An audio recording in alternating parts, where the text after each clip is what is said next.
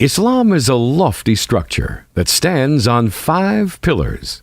Without these pillars, the structure will have little support and may easily collapse. 5 pillars. We are unlike wolves, which live separately, each on his own. Nor are we like mindless sheep driven by a shepherd. We are individuals in a society, and the balance is paramount. Man needs to maintain a careful balance between his spiritual and physical needs, and between his personal and social life. Such a balance is best achieved through the 5 pillars on which the structure of Islam is built. Through these, man's public life functions in harmony with his inner soul, and every individual complements his Muslim brethren. How does all this work? The Declaration. This is the declaration of belief in God's oneness and in Muhammad as God's messenger. It lays down a basic principle which establishes a community united by one of the most important and fairest principles, namely, that all worship should be addressed to God alone. The Declaration is the one shared value that creates a well-knit community that is free of inner conflict. One God to be obeyed and one prophet to be followed. I bear witness that there is no deity other than God, and I bear witness that Muhammad is God's messenger. This declaration confirms that all worship must be addressed to God alone, because He is the creator and the provider who alone conducts all affairs of the universe. It also acknowledges that Prophet Muhammad, who was God's last messenger, must be obeyed in all what he bids and forbids, because it is through him that we know what God wants us to do. Prayer.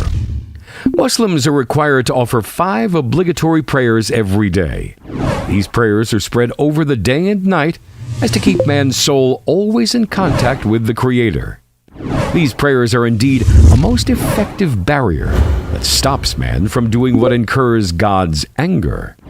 By attending to these prayers, Muslims are always in a situation where they have finished a prayer a short while ago, or are preparing for a prayer that will soon be due.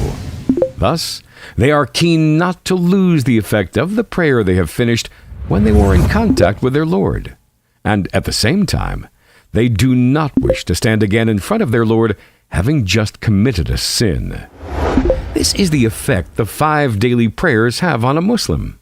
The Prophet says, "The 5 prayers are like a running stream close to your door, where you bathe 5 times every day." Related by Muslim.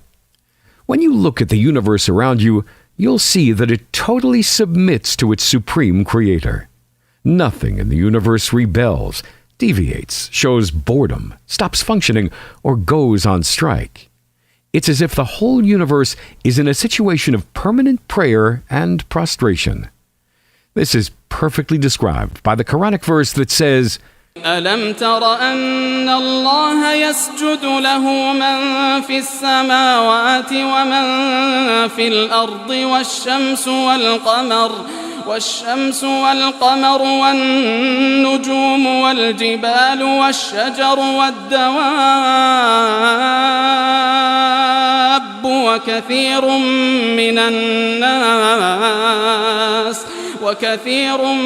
الناس وكثير حق عليه العذاب ومن يهن الله فما له من مكرم إن الله يفعل ما يشاء.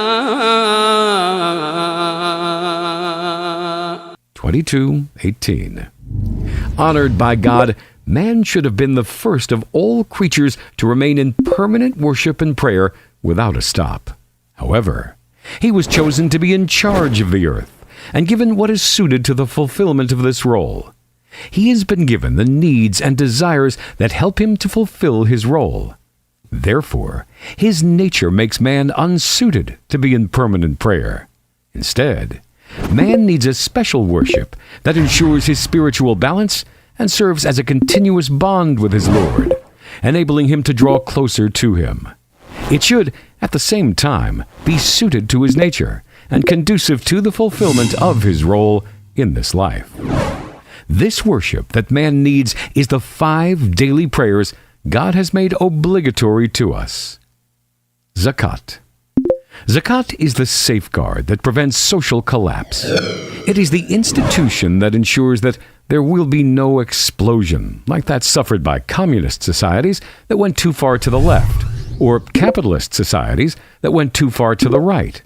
In both cases, large sections of society of both types endured hunger. Zakat is a financial act of worship, an annual duty paid by everyone who owns more than a certain threshold. It's a small portion, only 2.5%, or similarly small rates of certain types of property, such as agricultural produce and cattle. By paying their zakat, people ensure that their property is purified and that they are free of stinginess. They thus help their poor and needy brethren. God says to his messenger, خذ من أموالهم صدقة تطهرهم وتزكيهم بها 9:103. Fasting. This is a unique type of worship which God prescribed to earlier communities of believers. He has made it one of the pillars on which the structure of Islam is built. Muslims abstain from food, drink, and sex from dawn to dusk for a full month every year. This worship provides training to control one's desires and abstain from one's pleasures. At the same time, it promotes health. It provides a bond between the Muslim community and earlier communities of believers who followed earlier prophets. God says, يا أيها الذين آمنوا كتب عليكم الصيام كما كتب على الذين من قبلكم لعلكم تتقون 2:183. Fasting shows how easy Islam is. When Muslims are ill or traveling, they are given an exemption of fasting, provided that they compensate by fasting the same number of days when they've recovered or returned home. The pilgrimage. This is the great gathering a Muslim is required to attend at least once in a lifetime, provided that he's physically and financially able to undertake the journey. Muslims of all races, colors, and nationalities meet at the same place, wearing the same garments in absolute equality, glorifying their one Lord. They speak numerous languages, but offer the same worship. They regain their pure human nature.